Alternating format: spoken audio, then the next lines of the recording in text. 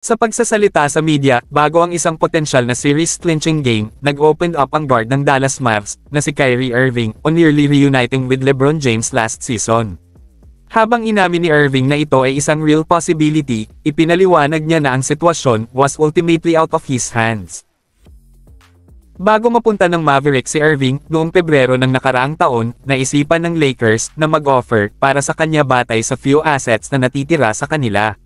Si LeBron James ay pampublikong itinaguyod para sa team to sign Irving, at siya ay lubos na naniniwala na ang Lakers ay may mas magandang chance sa kanyang former championship teammate running the show bilang point guard.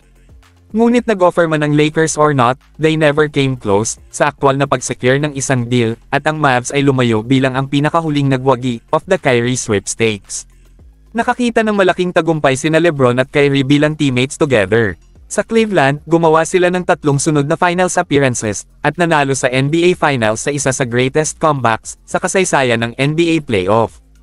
Pinangunahan nila ang Cavaliers sa kanilang best era, hanggang sa biglang humingi ng trade si Kyrie noong summer ng 2016.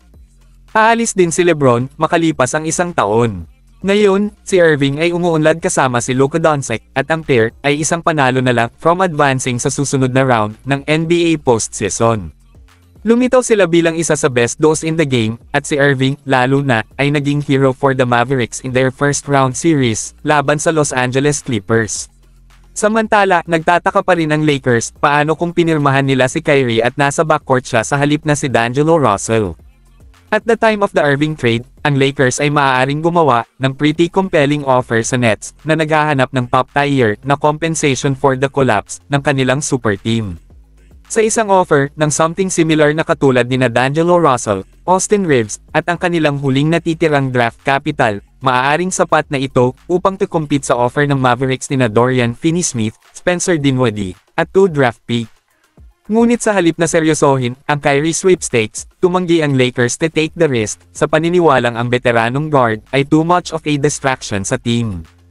Matapos ang isang history ng stirring chaos sa Cavaliers, Celtics, at Nets, ang Lakers ay nangamba na sila ang susunod na biktima ni Irving. Ang hindi nila inaasahan was for Kyrie to put those troubles behind him. Sa katotohanan, siya ay nasa kanyang best behavior mula noong sumali sa Mavs, at ang kanyang paglalaro, focus, and commitment ay nag-iwan sa team na walang pagsisisi about letting go of Jalen Brunson. Sa kasamaang palad para sa Lakers, they can only watch now, habang pinatunayan ni Irving ang kanyang halaga sa court ngayong postseason. Ngunit sa mga planong mag-star hunting ngayong summer, umaasa silang may tuwid ang kanilang pagkakamali, at finally set things right para sa kapakanan ng 39 anyos na si LeBron James.